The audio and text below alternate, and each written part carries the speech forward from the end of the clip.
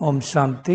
आज 29 अगस्त 2021 अव्यक्त बाप दादा के रिवाइज कोर्स 12 मार्च 1988 के साकार अव्यक्त महावाक्य। मुरली का शीर्षक है 3 प्रकार का स्नेह तथा दिल के स्नेही बच्चों की विशेषताएं।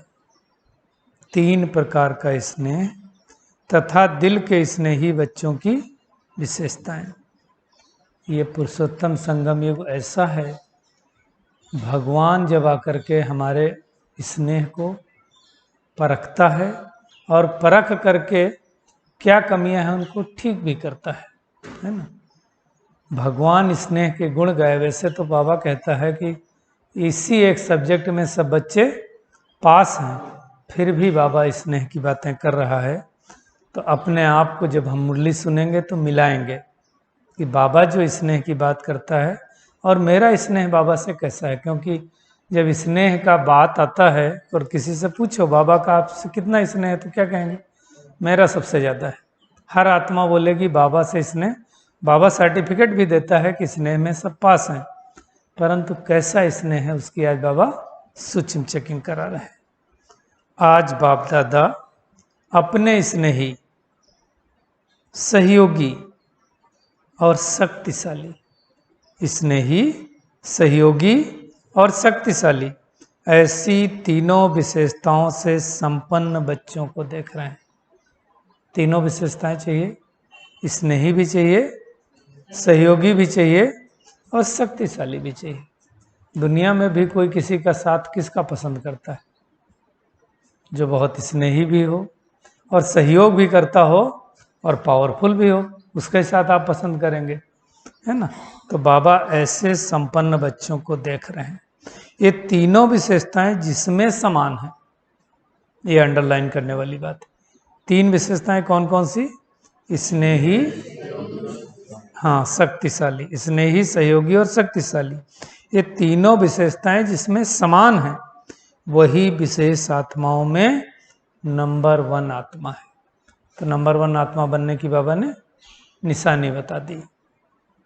फिर बाबा कहते हैं स्नेही भी हो और सदा हर कार्य में सहयोगी भी हो, साथ साथ शक्तिशाली भी हो। फिर बाबा कहते हैं स्नेही तो सभी हैं, लेकिन स्नेह एक है दिल का स्नेह। पहला स्नेह बाबा ने बताया। दूसरा है समय प्रमाण मतलब का स्नेह, और तीसरा है मजबूरी के समय का स्नेह। तीन स्नेह बताए बाबा ने, एक दिल का स्नेह, दूसरा मतलब वाला स्नेह और तीसरा मजबूरी वाला स्नेह। अब हमें चेकिंग करनी हमारा कौन सा स्नेह है। दिल से बाबा को याद करता हूँ, मतलब हुआ कोई ज़रूरत पड़ी, अब बाबा के पास जाना चाहिए, बाबा के घर जाना चाहिए। अब बीमारी आ गई है, प्रॉब्लम आ गई, मजबूरी है, अब जाना ही पड़ेगा, अब तो कोई चारे नहीं है। सब जगह देख लिया, कोई फायदा नहीं हो रहा है, खाली भगवान का ही सहारा है, तो ये मजबूरी हो गई। अब चेक करें हमारा कौन सा स्नेह है। स्नेह तो सबका है। बाबा कहते हैं जो दिल का स्नेही है उसकी विशेषता ये होगी। बाबा विशेषता बता रहे हैं, अपनी अपनी चेकिंग करना है। वो सर्व संबंध और सर्व प्राप्ति सदा सहज स्वतः अनुभव करेंगे। अंडरलाइन करना, वो सर्व संबंध सर्व प्राप्ति सदा सहज स्वतः अनुभव करेंगे। तीन सा याद रखना, एक संबंध की अनुभूति में भी कमी नहीं। अगर किसी संबंध की अनुभूति की कमी अगर हमको होती है या किसी दूसरे संबंध से हमको सुख मिलता है, इसका मतलब क्या है, हमने वो संबंध बाबा के साथ जोड़ा नहीं है। बाबा कहते हैं जैसा समय वैसे संबंध के स्नेह के भिन्न भिन्न अनुभव करने वाले, समय को जानने वाले और समय प्रमाण संबंध को भी जानने वाले होंगे। अनुभव करने वाले होंगे, जानने वाले होंगे और समय प्रमाण उस संबंध को अनुभव करने वाले होंगे। फिर बाबा कहता है अगर बाप जब शिक्षक के रूप में श्रेष्ठ पढ़ाई पढ़ा रहे हैं, अंडरलाइन करना, बहुत इंपॉर्टेंट बात बाबा ने बोली, ऐसे समय पर शिक्षक के संबंध का अनुभव ना कर सखा रूप की अनुभूति में मिलन मनाने व रूह रिहान करने में लग जाएं, तो पढ़ाई की तरफ अटेंशन नहीं होगा। मुरली सुनना है, अब मुरली समय सुनते समय हम बाबा की याद में बैठ जाएं, वो अनुभव करने लगे, है ना, कोई दूसरा अनुभव करने लगे, तो बाबा ने क्या कहा, पढ़ाई में टेंशन नहीं होगा। पढ़ाई के समय अगर कोई कहे कि मैं आवाज से परे स्थिति में बहुत शक्तिशाली अनुभव कर रहा हूं, तो पढ़ाई के समय क्या ये राइट है? पढ़ाई करते समय स्कूल में बच्चा माँ बाप को याद करे, दोस्तों के बारे में बातें करे तो पास होगा? चलो हम बाबा को ही याद कर रहे हैं तो भी हम पास होंगे? ज्ञान के सब्जेक्ट में कितने नंबर मिलेंगे? क्लास में बैठे हुए भी हमारी एब्सेंट लग जाएगी। इसलिए बाबा कहता है तो क्या पढ़ाई के समय क्या यह राइट है? क्योंकि जब बाप शिक्षक के रूप में पढ़ाई द्वारा श्रेष्ठ पद की प्राप्ति कराने आते हैं तो उस समय टीचर के सामने गॉडली स्टूडेंट लाइफ ही यथार्थ है। इसको अंडरलाइन करना। जब भगवान पढ़ाने आता है उस समय कौन सी लाइफ है? वो हमारा टीचर है, हम स्टूडेंट हैं, और कोई संबंध नहीं इस समय।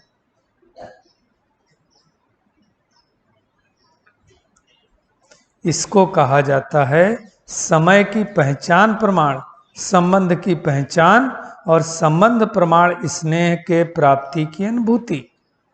बाबा कहता है यही बुद्धि की एक्सरसाइज कराओ, जो जैसा चाहे जिस समय चाहे वैसे स्वरूप और स्थिति में स्थित हो सके। अब अमृत बेला कर रहे हैं। अमृत बेला क्या है?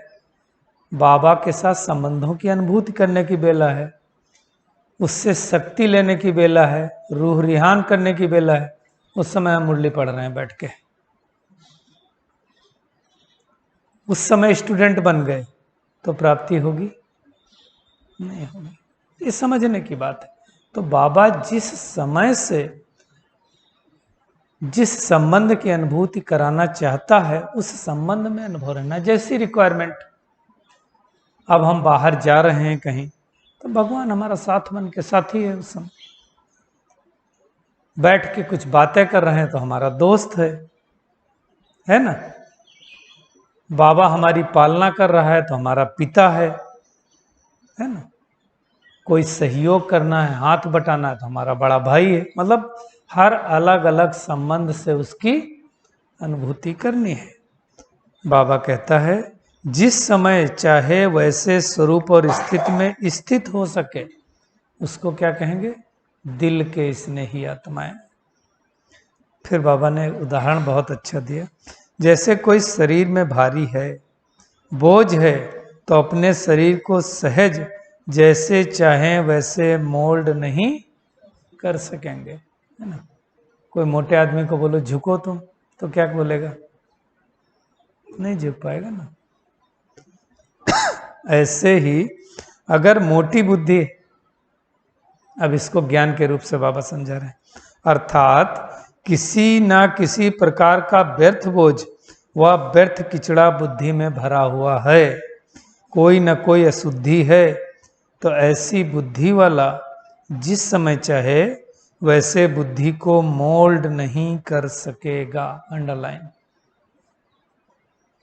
मोटे शरीर वाला व्यक्ति अपने शरीर को नहीं मोल्ड कर पाएगा, एक्सरसाइज नहीं कर पाएगा, झुक नहीं पाएगा। ऐसे मोटी बुद्धि वाला व्यक्ति जिस समय जैसा चाहेगा वैसे बुद्धि को मोड़ नहीं पाएगा। इसलिए कई लोगों का योग लगते ही नहीं है। योग करते करते सूक्ष्म तन से पहले से लौट आए, कोई परमधाम से लौट आया, अनुभव नहीं होता। अनुभव कब होगा? जब वहां हम थोड़ी देर टिकेंगे, थोड़ी देर बाबा क्या कह रहा है, बाबा क्या दे रहा है, उसको अनुभव करेंगे। और इसके लिए दोनों फैकल्टी को यूज करना पड़ता है, मन को संकल्पों के द्वारा और बुद्धि को चित्र दिखाना पड़ता है। तो नहीं तो क्या होगा? हम बार बार नीचे आते रहेंगे, बार बार ऊपर जाते रहेंगे। इसलिए बाबा कहता है बुद्धि को मोड़ नहीं कर सकेगा। इसलिए बहुत स्वच्छ, महीन अर्थात अति सूक्ष्म बुद्धि, दिव्य बुद्धि, बेहद की बुद्धि, विशाल बुद्धि चाहिए। क्या कहा? स्वच्छ बुद्धि चाहिए, महीन बुद्धि चाहिए, सूक्ष्म बुद्धि चाहिए, दिव्य बुद्धि चाहिए, बेहद की बुद्धि चाहिए, विशाल बुद्धि चाहिए। कितनी तरह की बुद्धि हो गई? 6 प्रकार की बुद्धि चाहिए। चेक करें, हमारी बेहद की बुद्धि है, विशाल बुद्धि है, दिव्य बुद्धि है, स्वच्छ बुद्धि है। बेहद की बुद्धि है। चेकिंग। ऐसी बुद्धि वाले ही सर्व संबंध का अनुभव जिस समय जैसा संबंध वैसे स्वयं के स्वरूप का अनुभव कर सकेंगे।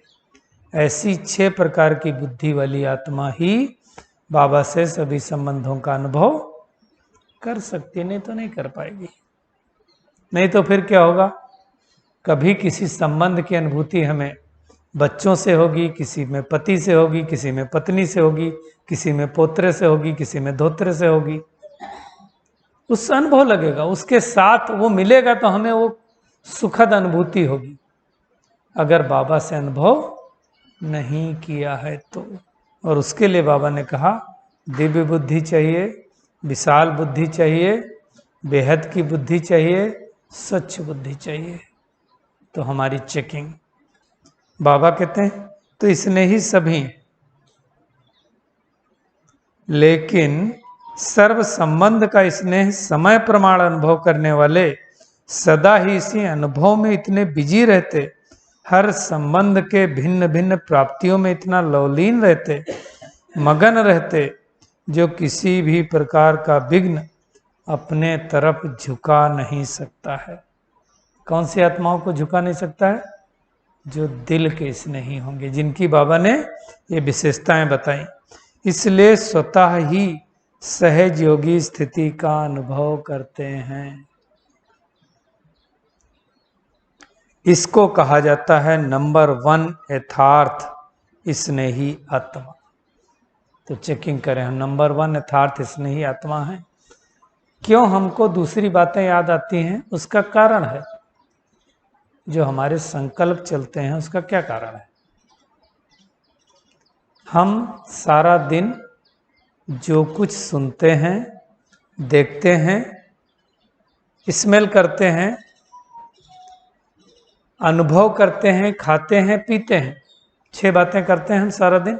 जो कुछ करते हैं उसके हिसाब से हमारे संकल्प चलते हैं।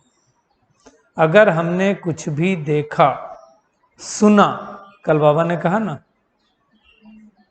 सुनी सुनाई बातों पर विश्वास नहीं करना। हमने सुना, मोबाइल में खोला, मान लो किसी ने हमें एक मैसेज भेजा। पहली बात तो मैसेज भेजते समय बहुत ध्यान देना है कि ये मैसेज सामने वाली आत्मा के लिए कल्याणकारी है कि नहीं है। अगर नहीं कल्याणकारी है तो भेजने वाली आत्मा को भी बोझ पढ़ना ही है, इसको कोई नहीं टाल सकता है। तो वो ध्यान देना, इस मैसेज भेजने से सामने वाली आत्मा का कल्याण होगा कि नहीं होगा। अब मान लो किसी ने भेज दिया, उसका अपना भाग्य, हमने उस मैसेज को क्लिक किया।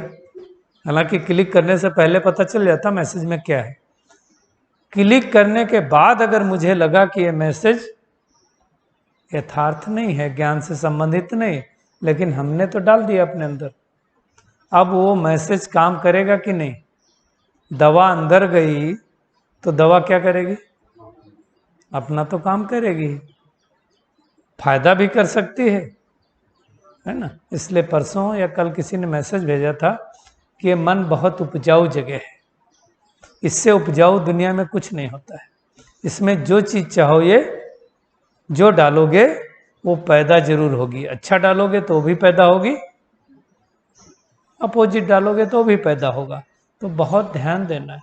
इस सोशल मीडिया पर क्या क्या आता है, इवन बाबा के जो बने हुए हैं ग्रुप, उनमें भी कुछ कुछ आता है जिसकी जरूरत नहीं है।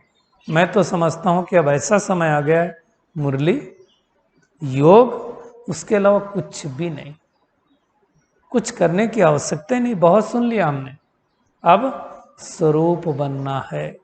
तो बाबा कहता है कि अगर मगन नहीं रहते तो दूसरी तरफ झुका नहीं सकता है, अगर मगन रहते तो झुका नहीं सकता है। इसलिए स्वतः ही सहज योगी स्थिति का अनुभव करते हैं। इसको कहा जाता है नंबर 1 स्नेही आत्मा। तो हमें चेकिंग करना कि मैं आत्मा अब और कुछ ऐसी चीज़ों को टॉलरेट तो नहीं करती, खुद की चेकिंग करनी है। बाबा कहते हैं स्नेह के कारण ऐसी आत्मा को समय पर बाप द्वारा हर कार्य में स्वतः ही सहयोग की प्राप्ति होती रहती है। कैसी आत्मा को? जो दिल की स्नेही आत्मा है, जो स्वच्छ आत्मा है, जो दिव्य बुद्धि आत्मा है, जो विशाल बुद्धि आत्मा है, जो बेहद की बुद्धि आत्मा है, बाबा कहते हैं इस कारण स्नेह अखंड, अटल, अचल, अविनाशी अनुभव होता है। अखंड माना कभी खंडित न हो, अटल माना एकदम टलने वाला नहीं, अचल माना चलायमान न हो, अंगत की तरह, अविनाशी अनुभव होता है, कभी विनाश नहीं होता है। समझा? तो क्या ऐसा स्नेह हमको अनुभव होता है बाबा का? हम सब स्नेह है ना बाबा के, ऐसा स्नेह। तो आज बाबा ने जो स्नेह की परिभाषा दी, वो स्नेह हमको बाबा से अनुभव करना है। इसको कहते हैं दिल का स्नेह। बाबा कहते हैं ये है नंबर 1 स्नेह की विशेषता। दूसरे तीसरे का वर्णन करने की तो आवश्यकता ही नहीं। बाबा क्या बोलता है? बात ही नहीं कर रहा है दूसरे तीसरे की। कौन सा दूसरा तीसरा? मतलब भरे मजबूरी वाले। तो अगर ऐसी कोई आत्मा है बाबा के ज्ञान में चलती है और बोलती है मैं ज्ञान में चल रहा हूं, तो उसको आज अपनी चेकिंग करना है। बाबा तो क्योंकि बात ही नहीं कर रहा है, इसका मतलब क्या है? बाबा उस तरफ देखता भी नहीं होगा, और बाबा की नजर जिस आत्मा के ऊपर ना पड़े वो आत्मा सतयुग जाएगी क्या? त्रेता में भी जाएगी क्या? सोचना है, क्वेश्चन मार्क है। इसलिए बाबा की नजर पड़े तो ये दोनों कट करना है, मतलब और मजबूरी। मतलब से नहीं, मतलब आया तो 11 रुपए का चढ़ा दिया, मतलब आया तो 1100 का चढ़ा दिया, 11,000 का भी चढ़ा दिया, वो मेरा है, उसने दिया, उससे लेकर के उसके ऊपर चढ़ावा देना। तो बाबा कहता है दूसरे तीसरे का वर्णन करने की तो आवश्यकता ही नहीं, क्योंकि सब अच्छी रीत जानते हो, सब अच्छी तरह से जानते हो, मालूम है, तो बाबा क्यों अपना समय खराब करे। तो बाप दादा ऐसे स्नेही बच्चों को देख रहे थे। आदि से अब तक स्नेह एक रस रहा है, वह समय प्रमाण, समस्या प्रमाण और ब्राह्मण आत्माओं के संपर्क प्रमाण बदलता रहता है। बहुत सूक्ष्म बात। समय हुआ तो स्नेह बदल गया। अभी थोड़ी हिली दुनिया, अरे भाई बाबा को फटाफट बैठो याद करने। आप तो बगैर याद किए चलेगा नहीं, आज तो बहुत पुरुषार्थ करना है ना। समस्या आ गई कोई, आप तो चलेगा ही नहीं बगैर याद किए, आप तो याद करना ही पड़ेगा, है ना। या कोई ब्राह्मण आत्मा बहुत अच्छी आ गई, मधुबन से कोई वरिष्ठ भाई आ गए, दादियाँ आ गई, भट्ठी हो गई, तो बड़ा स्नेह आ गया बाबा से। मधुबन चले गए तो बड़ा स्नेह आ गया, स्थिति अच्छी हो गई। तो बाबा कहते हैं चेक करो, समय प्रमाण बदलता रहता है, यह एक रस है, इसमें भी फर्क पड़ जाता है ना। दादियों का स्नेह कम होता है क्या? मधुबन में रहें चाहे लंदन में रहें, चाहे किसी सेंटर पे जाएं, बाबा का स्नेह उतनी बार, मुरलियाँ 5 बार पढ़नी तो पढ़नी है, 6 बार पढ़नी तो पढ़नी है। मतलब उनकी एक एक सोच मुरली बन गई, एक एक वाक्य महावाक्य बन गया। ऐसा जब तक हमारा नहीं होगा, और ऐसा तभी हो सकता है, उसका एकमात्र साधन है ये मुरली। ये जितना पढ़ेंगे, चाहे हम साकार पढ़ें चाहे अव्यक्त पढ़ें, मैं तो कहता हूँ 4 बार से तो कम अभी होनी नहीं चाहिए मुरली किसी की भी। नहीं 4 बार पढ़ी तो सोने नहीं, 4 बार पढ़ के सो। 4 बार का मतलब ये नहीं है कि पूरी मुरली आप पढ़ो, बीच में बहुत सारी बातें हैं, आप मुख्य वाला पढ़ लो, कभी वरदान पढ़ लो, लेकिन उसका चिंतन चलता रहे, है ना। बीच बीच में खोल करके देख लेने का, जैसे डॉक्टर सतीश गुप्ता बोलते हैं ना, बाबा का ये लव लेटर है, मैं पॉकेट में रखता हूँ दिल के पास। तो बीच में पेशेंट को देखा, और एक पेशेंट गया, दूसरा आया, धीरे से निकाल के चुप्पे से पढ़ लिया, कोई ना देख पाए, और फिर दूसरे पेशेंट को देखने लगे। तो ऐसा हमको भी अपने जो कर्म करते हैं, चाहे हम ऑफिस में हो, जो भी हो, बीच में खोल करके देख लेना है। तो बाबा कहता है इसमें फर्क पड़ जाता है। आज स्नेह का सुनाया, फिर सहयोग और शक्तिशाली तीनों विशेषता वाली आत्मा का महत्व सुनाएंगे। तीनों ही जरूरी है। एक अगर आ जाए, हमारा यही आ जाए जो बाबा ने आज सुनाया, तो बाकी तीनों आएंगे कि नहीं? बाबा कहते जरूरी तीनों हैं। आप सब तो ऐसे स्नेही हो ना। देखो इतना सारा बाबा ने सुनाया, पूछ रहा है बाबा ऐसे स्नेही हो ना? कौन से?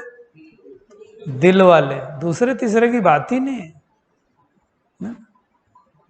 तो जो बाबा के रेगुलर बच्चे हैं, पंचुअल बच्चे हैं। देखो दो चीजें हैं, रेगुलरिटी और पंचुअलिटी में क्या फर्क है?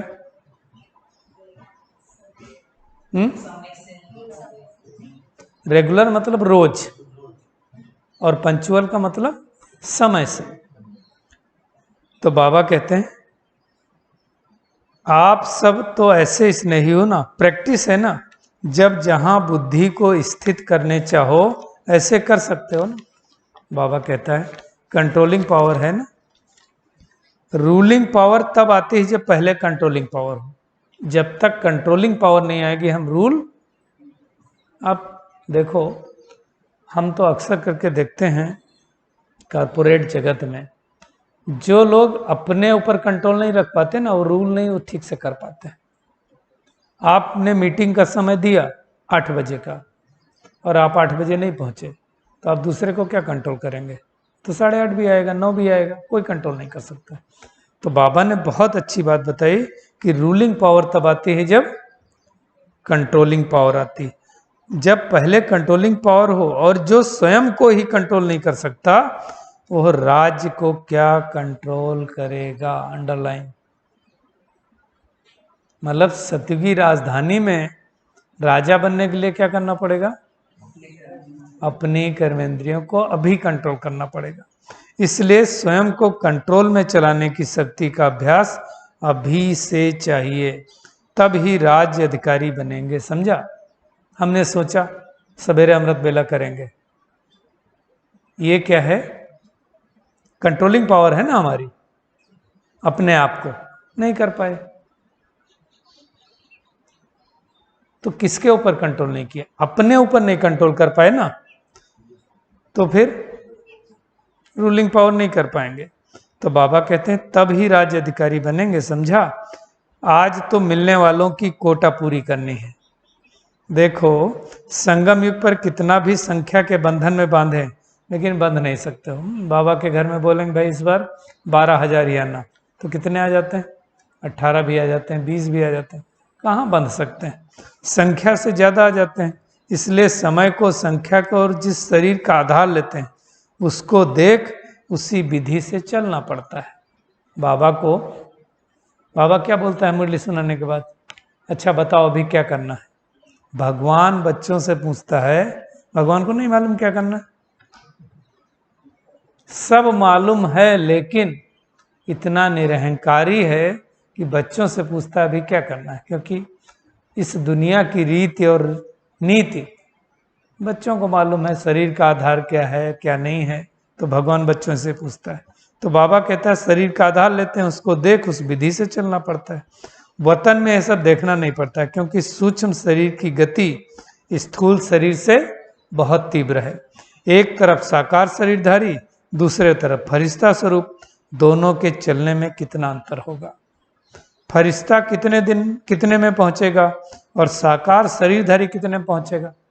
मधुबन जाना हो तो हम तो 1 सेकंड में पहुंच गए ना, और जब शरीर से जाएंगे तो प्लान बनाएंगे, बहन से परमिशन लेंगे, ट्रेन में बैठेंगे, बहुत टाइम लगेगा।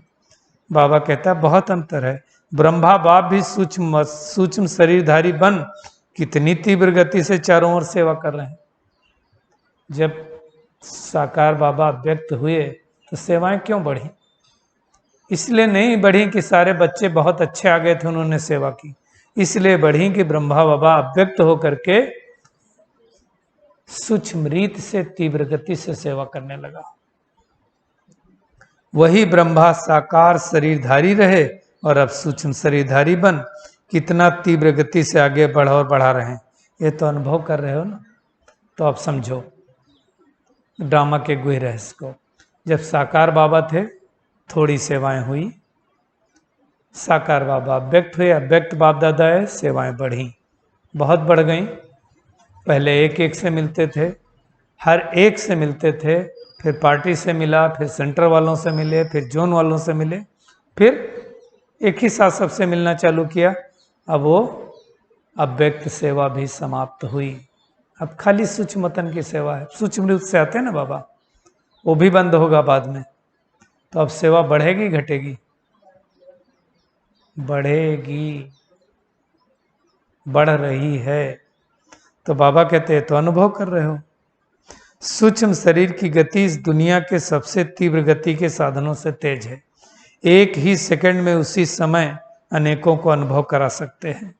जो सब कहेंगे कि हमने इस समय बाप को देखा या बाप से मिले, हर एक समझेगा कि मैंने रूह रियान की, मैंने मिलन मनाया, मेरे को मदद मिली, क्योंकि तीव्र गति के कारण एक ही समय पर हर एक को ऐसा अनुभव होता है जैसे मैंने किया। तो फरिश्ता जीवन बंधन मुक्त जीवन है। भल सेवा का बंधन है, लेकिन इतना फास्ट गति है जो जितना भी करे उतना करते हुए भी सदा फ्री है। जितना ही प्यारा उतना न्यारा। कराते सबसे हैं, लेकिन कराते हुए भी अशरीरी फरिश्ता होने के कारण सदा ही स्वतंत्रता की स्थिति का अनुभव होता है, क्योंकि शरीर और कर्म के अधीन नहीं है। जो फरिश्ताई ड्रेस है हमारी क्या है? शरीर के और कर्म के बंधन में नहीं है, अधीनता में नहीं है।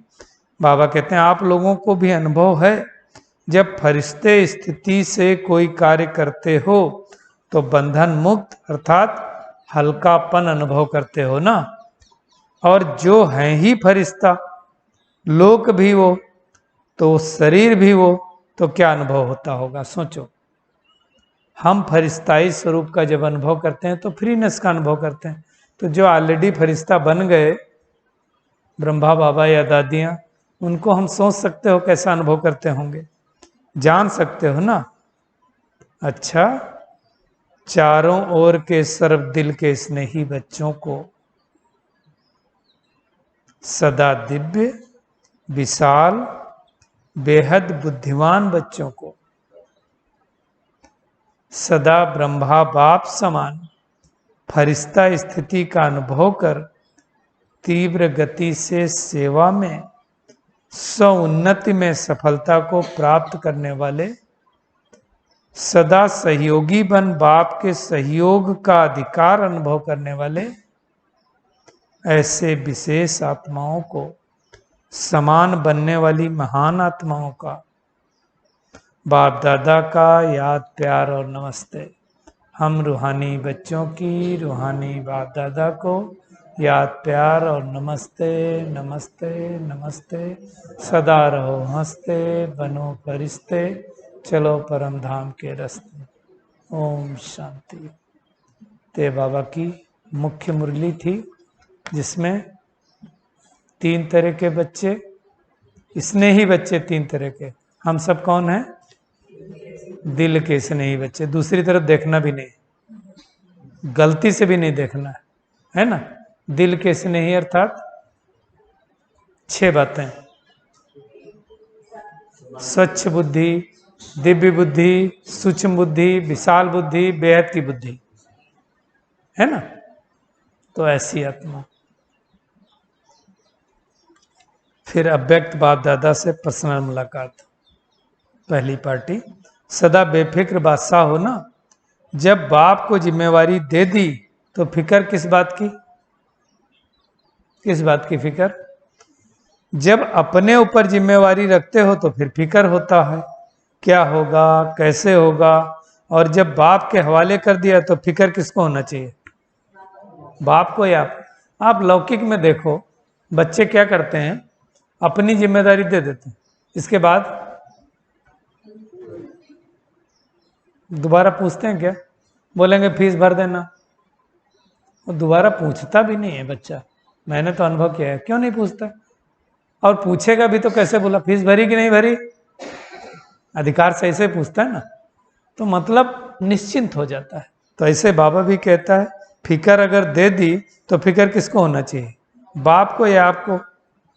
बाप को होना चाहिए, और बाप तो सागर है, उसमें फिक्र रहेगा ही नहीं, बाबा को क्या फिक्र होगी। तो बाप भी बेफिक्र और बच्चे भी बेफिक्र हो गए। तो जो भी कर्म करो, कर्म करने से पहले सोचो कि मैं ट्रस्टी हूं। ट्रस्टी काम बहुत प्यार से करता है, लेकिन बोझ नहीं होता है। ट्रस्टी का अर्थ ही है सब कुछ बाप तेरा, तो तेरे में भी प्राप्ति भी ज्यादा और हल्के भी रहेंगे, काम भी अच्छा होगा, क्योंकि जैसी स्मृति होती है वैसी स्थिति होती है। तेरा माना बाप की स्मृति, कोई रिवाजी महान आत्मा नहीं है, बाप है। तो जब तेरा कह दिया तो कार्य भी अच्छा और स्थिति भी सदा बेफिक्र। जब बाप ऑफर दे रहा है तो फिक्र दे दो ना, क्यों ला दे हो। भगवान सामने से कह रहा दे दो दे दो। कई लौकिक बच्चों को भी देखो, बच्चों को बोलो तुम रहने दो, ये काम मैं कर देता हूँ, तो कई बच्चे क्या कहते, नहीं नहीं नहीं मैं करूँगा, मैं करके ही रखूँगा। और फिर उस कर्म में इतना मूंझ जाते हैं, नहीं कर पाते हैं, परेशान होते हैं। तो बाबा क्या कहता है, दे दो। फिर भी अगर ऑफर नहीं माने तो क्या कहेंगे। भगवान पुरुषोत्तम संगम युग पर आकर के कह रहा है बच्चे अपनी फिक्र दे दो, फिर भी नहीं माने तो क्या कहेंगे। बाप की ऑफर है बोझ छोड़ो, और हम क्या करें, नहीं हम पकड़ के रखेंगे। तो रखो भाई। तो सदा बेफिक्र रहना और दूसरों को बेफिक्र बनने की अनुभव से विधि बतानी, खुद नहीं रहना, दूसरों को भी बताना है, बहुत आशीर्वाद मिलेगी। किसी को अगर आपने बाबा से जोड़ दिया, बेफिक्र बना दिया, तो आपको आशीर्वाद तो मिलेगी ही। किसका बोझ हुआ फिक्र ले लो तो दिल से दुआएं देंगे। तो स्वयं भी बेफिक्र बादशाह और दूसरों के भी शुभ भावना की दुआएं मिलेंगी, डबल फायदा। खुद भी बेफिक्र हो गए और दूसरों की दुआएं भी मिलती रहेंगी, है ना। तो बादशाह हो, अविनाशी धन के बादशाह हो, ये विनाशी धन के बादशाह हो, क्या कहेंगे। अविनाशी धन के बादशाह को क्या परवाह, विनाशी बादशाहों को तो चिंता रहती, कोई ले न जाए, कोई राज्य न ले ले, लेकिन यह विनाशी है। अच्छा, फिर दूसरी पार्ट इस बात की, बाबा ने कहा अविनाशी सुख और अल्पकाल का सुख दोनों के अनुभवी हो ना। हम बच्चे तो दोनों के अनुभवी हो गए। अल्पकाल का सुख है स्थूल साधनों का सुख, और अविनाशी सुख है ईश्वरीय सुख। तो सबसे अच्छा सुख कौन सा है, ईश्वरीय सुख पक्का। अभी भगवान आकर के बोले इसी सेंटर पे यहीं खड़ा होकर के, अभी मान लो आ जाए और कहे प्रधानमंत्री की कुर्सी, और इधर सतयुग की पहले नंबर में श्री कृष्ण के साथ बादशाही, कौन सा लोगे। पक्का। मोदी तैयार है लेटर लेकर के अथॉरिटी देने के लिए, प्रधानमंत्री कुर्सी नहीं लेंगे। सोच लो भाई, बाबा कह रहा है एक तरफ है अविनाशी सुख ईश्वरीय सुख, और दूसरे तरफ है सुख साधनों का सुख। तो सबसे अच्छा सुख कौन सा है, ईश्वरीय सुख। जब मिल जाता है तो विनाशी सुख आप ही पीछे पीछे आता है। जैसे कोई धूप में चलता है तो उसके पीछे परछाई आप ही आती है। तो अगर कोई परछाई के पीछे जाए तो कुछ नहीं मिलेगा। तो जो ईश्वरीय सुख के तरफ जाता है उसके पीछे अल्पकाल का सुख स्वतः ही परछाई की तरह आता रहेगा, मेहनत नहीं करनी पड़ेगी। जैसे कहते हैं जहाँ परमार्थ होता है वहाँ व्यवहार स्वतः सिद्ध हो जाता है। ऐसे ईश्वरीय सुख है परमार्थ और विनाशी सुख है व्यवहार। तो परमार्थ के आगे व्यवहार आप ही आता है। तो सदा इसी अनुभव में रहना जिससे दोनों मिल जाए। ईश्वरीय सुख मिलेगा तो बाकी सुख तुलसी राम भाई से पूछ लो, मिलता है ना, वो अपने आप मिलता है, करना नहीं पड़ता है। नहीं तो एक मिलेगा वो भी विनाशी होगा, कभी मिलेगा कभी नहीं भी मिलेगा, गारंटी तो है नहीं, क्योंकि चीज ही विनाशी है। उससे मिलेगा ही क्या जब ईश्वरीय सुख मिल जाता है तो सदा सुखी बन जाते हैं, दुख का नाम निशान नहीं रहता। ईश्वरीय सुख मिला माना सब कुछ मिला, कोई अप्राप्ति नहीं रहती। अविनाशी सुख में रहने वाला विनाशी चीजों को न्यारा होकर यूज करेगा, फंसेगा नहीं, है ना। फंस गए तो फिर क्या होता है, बुद्धि उसी में घूमती रहती है। अच्छा, फिर तीसरी पार्टी से बात किया। बाबा कहते हैं सदा अपने को कल पहले वाले विजयी पांडव समझते हो। जब भी पांडवों के यादगार चित्र देखते हो तो ऐसे लगता है कि हमारा यादगार है। क्या लगता है, क्या वो भीम अलग थे, युधिष्ठिर अलग थे? तो पांडव अर्थात सदा मजबूत रहने वाले, इसलिए पांडवों के शरीर लंबे चौड़े दिखाते हैं, इसीलिए दिखाते हैं क्योंकि मजबूत होते हैं, कभी कमजोर नहीं दिखाते। आत्मा बहादुर है, शक्तिशाली है, उसके बदले शरीर शक्तिशाली दिखाए हैं दुनिया वालों ने। पांडवों की विजय प्रसिद्ध है, कौरव अछोड़ी होते हुए भी हार गए और पांडव 5 होते हुए भी क्यों जीते? भगवान को अपना सारथी बनाया, अपने मन बुद्धि की डोर किसको सौंपी, लगाम किसको दी? भगवान को दे दी ना। तो जिसने अपनी मन बुद्धि की डोर परमात्मा को दे दी, अपना सारा बोझ दे दिया कि युद्ध तो तुमको लड़ना है, तो उसकी जीत निश्चय है। बाबा कहते क्यों विजयी बने? क्योंकि पांडवों के साथ बाप है, पांडव शक्तिशाली हैं, आध्यात्मिक शक्ति, इसलिए अछोड़ी कौरवों की शक्ति उनके आगे कुछ भी नहीं है। तो सोचो 750 करोड़ आत्माएं एक तरफ और भगवान के 33 करोड़ बच्चे एक तरफ होंगे, विजय किसकी होगी? बाबा कहते हैं अछोड़ी कौरवों की शक्ति उनके आगे कुछ भी नहीं। ऐसे हो ना, कोई भी सामने आए, माया किस भी रूप में आए, तो भी वो हार खार कर जाए, जीत न सके, इसको कहते हैं विजयी पांडव। उस युद्ध की बात नहीं है, माया की बात है। माया आए और आप धराशायी कर दो उसको। बाबा कहते हैं इसको कहते हैं विजयी पांडव। माताएं भी पांडव सेना में हो ना, हो या घर में रहने वाली हो? बाबा कहता है जो कमजोर होता है वो घर में छिपता है, बहादुर मैदान में आता है। दुनिया में भी यही है ना, कमजोर होगा तो छिप जाएगा। तो कहाँ रहती हो, मैदान में या घर में? बाबा पूछ रहा है, हम नहीं पूछ रहे हैं। मैदान में रहते हो तो सदा इस नशे में आगे बढ़ते रहो कि हम पांडव सेना के विजयी पांडव हैं। चौथी पार्टी से अपने को बेहद के निमित्त सेवाधारी समझते हो। बेहद के सेवाधारी अर्थात किसी भी मैंपन के व मेरेपन के हद में आने वाले नहीं। बेहद में ना मैं है न मेरा है, सब बाप का है, मैं भी बाप का, तो सेवा भी बाप की, इसको कहते हैं बेहद सेवा। ऐसे बेहद के सेवाधारी हो या हद में आ जाते हो। बेहद के सेवाधारी बेहद का राज्य प्राप्त करते हैं। सदा बेहद बाप, बेहद सेवा और बेहद राज भाग, यही स्मृति में रखो तो बेहद की खुशी होगी। क्या स्मृति में रखो? बेहद राज, बेहद सेवा, बेहद राज भाग और बेहद का बाप। तो क्या होगा? बेहद की खुशी होगी। हद में खुशी गायब हो जाती है और बेहद में सदा खुशी रहेगी। फिर बाबा ने विदाई के समय बात की। बाबा उस समय कितनी देर रहता था, सोचो। बाबा कहते हैं अभी तो सेवा के प्लान बहुत अच्छे बनाए हैं। सेवा भी वास्तव में उन्नति का साधन है। अगर सेवा को सेवा की रीत से करें तो सेवा लिफ्ट देती है, अंडरलाइन।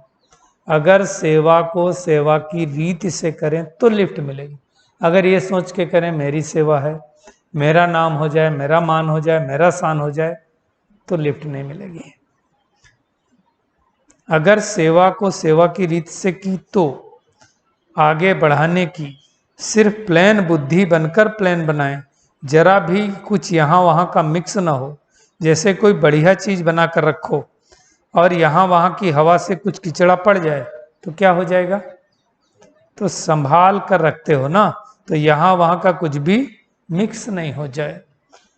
ऐसे सेवा के प्लान अच्छे बनाते हैं।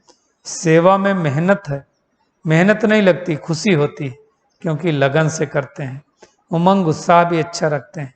बाप दादा सेवा का उमंग देख करके खुश भी होते हैं। सिर्फ मिक्स न हो तो जितने समय में सेवा हुई है उससे 4 गुना हो सकती है। और मिक्स होना क्या होता है सेवा में? जैसे मान लो आपने कोई प्लान किया कि हम ये सेवा करेंगे, अब उस सेवा में किसी ने कहा नहीं, इस समय करना ठीक नहीं, अभी नहीं होगा, या हमारे मन में भी संकल्प चलने लगा पता नहीं होगी कि नहीं होगी, तो मिक्सचरिटी हो गई, तो फिर सेवा में सफलता, एक ने कहा दूसरे ने हाँ किया, सहयोग किया, सेवा हो जाएगी। तो बाबा कहते हैं प्लान बुद्धि फास्ट गति की सेवा को प्रत्यक्ष दिखाएगी। अभी फिर भी सोचना पड़ता है ना कि ये करें न करें, ये तो नहीं होगा, वो तो नहीं होगा, लेकिन सब एक बुद्धि हो जाएं, जिसने किया वो अच्छा, जो किया वो भी अच्छा, ये पाठ पक्का हो जाए तो तीव्र गति से सेवा आरंभ हो जाएगी। वैसे पहले से सेवा की गति तीव्र हो रही है, बढ़ रही है, सफलता भी मिल रही है, लेकिन अभी के हिसाब से, विश्व की आत्माओं को संदेश देने के हिसाब से, तो अभी कोने तक पहुंचे हैं। सबको मिल गया संदेश? मिल गया क्या? नहीं, अभी आप अपने जहाँ रहते हो मोहल्ले में पूछोगे, बहुत सारे लोग नहीं जानते होंगे। बाबा कहते कहाँ 550 करोड़ आत्माएं उस समय, अभी कितने 800 करोड़ आत्माएं, और कहाँ संदेश पहुंचा होगा 1 करोड़ 2 करोड़ तक। चलो उस समय मान लो 1-2 करोड़ को पहुंचा होगा, अभी मान लेते हैं 10 करोड़ को पहुंचा होगा, तो अभी कितने बच गए? 780 करोड़ तो बच ही गए ना भाई, तो सबको देना है। बाकी कितने पड़े हैं? हाँ, ये राजधानी के नजदीक वाले पहुंच गए। क्या कहा बाबा ने? राजधानी के नजदीक वाले पहुंच गए हैं, लेकिन चाहिए तो सब, वर्षा तो सबको देना है, चाहे मुक्ति दो चाहे जीवन मुक्ति दो, देना तो सबको है, लेकिन देना तो सबको है, एक भी बाप का वंचित तो नहीं रह जाए। कैसे भी बाप के वर्षे के अधिकारी तो बनना ही है, चाहे किसी विधि से संदेश सुने, इसके लिए चाहिए तीव्र गति। यह भी समय आ रहा है, होती जाएगी। देखो बाबा ने उस समय कहा था ऐसा होगा, तो अभी तीव्र गति से हो रहा है ना। अभी किसके यहाँ कोई ऐसा आत्मा नहीं होगी जो वो पीस ऑफ माइंड खोल के ना देखती हो, है ना। तो अभी करोड़ों लोगों के यहाँ पहुंच रही। धीरे धीरे जब अंतिम समय आएगा, जब वो क्या बजेगा, नगाड़ा बजेगा, तो सब कहेंगे मेरा बाबा आ गया।